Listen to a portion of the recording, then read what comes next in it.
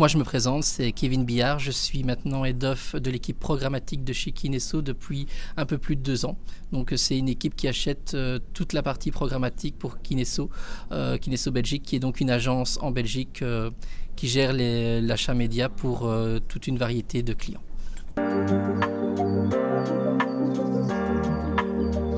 Je pense que vraiment l'importance du DOH, c'est qu'on se retrouve maintenant actuellement dans un monde où il y a de plus en plus de pubs partout. Il y a des solutions aussi qui apparaissent pour bloquer la pub, tout ce qui est ad blocker, etc. Bon, ça ne date pas d'hier. Et vraiment dans un univers où les clients nous demandent toujours d'être plus présents, d'avoir plus d'impact, je pense que c'est intéressant de pouvoir ajouter le DOH au mix programmatique parce que ça permet vraiment de rajouter un média qui apporte un impact plus important au niveau des campagnes, qui, selon beaucoup d'études le montrent, qui a un ad recall plus important. Vraiment, ça permet, notamment pour les campagnes branding, d'apporter une couche supplémentaire. Et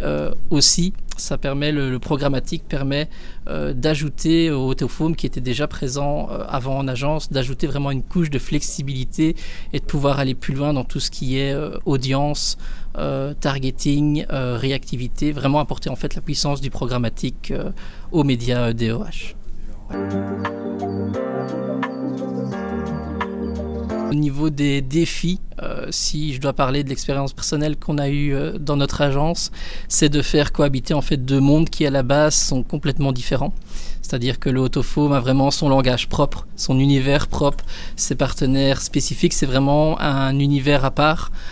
pour lequel nous, en tant qu'experts programmatiques, on n'a pas forcément la connaissance de base parce qu'il faut savoir que oui, chez nous, on a fait le choix que ce soit les experts programmatiques qui achètent de manière programmatique le digital Autofoam et pas les experts Autofoam à la base. Et donc, c'est vraiment le principal challenge, c'est vraiment de se comprendre justement avec les experts Autofoam qui ont plutôt un langage et une vision et de la faire correspondre avec l'idée du programmatique qu'on en a. Et donc c'est vrai que parfois c'est difficile de se comprendre, c'est difficile de voir, d'aligner nos objectifs, nos façons de travailler, nos façons de mesurer aussi.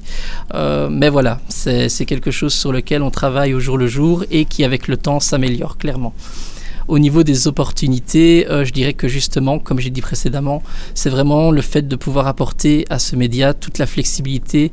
toute la finesse que le programmatique peut apporter en utilisant un targeting d'audience, en pouvant rapidement mettre en pause, activer une campagne, faire du targeting horaire, du drive to store, toutes ces choses-là que le programmatique proposait déjà dans d'autres médias. C'est intéressant de pouvoir les apporter justement au DOH pour répondre à une plus vaste variété de briefing des clients et pouvoir aller plus loin justement dans ce média.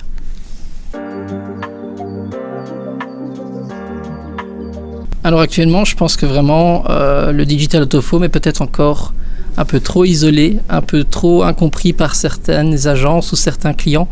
où beaucoup se disent ok, le programmatique digital Autofoam va vraiment venir remplacer le classique, mais je pense pas qu'il s'agisse de remplacement, je pense qu'il s'agit vraiment d'une complémentarité.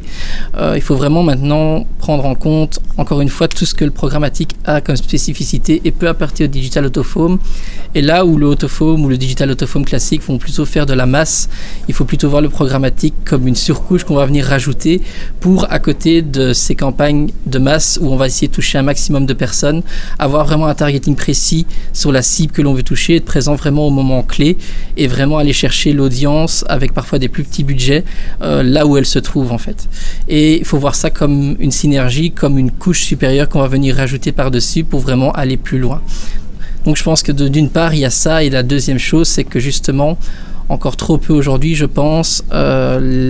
on imagine le digital Autofoam à part du reste, alors qu'il y a moyen de faire de la synergie entre le digital Autofoam, du display, de la vidéo, que ce soit par du retargeting, par une présence à des moments complémentaires et ce genre de choses. Je pense qu'il faut un peu plus intégrer ce média en tant que tel dans le mix existant, et je pense que c'est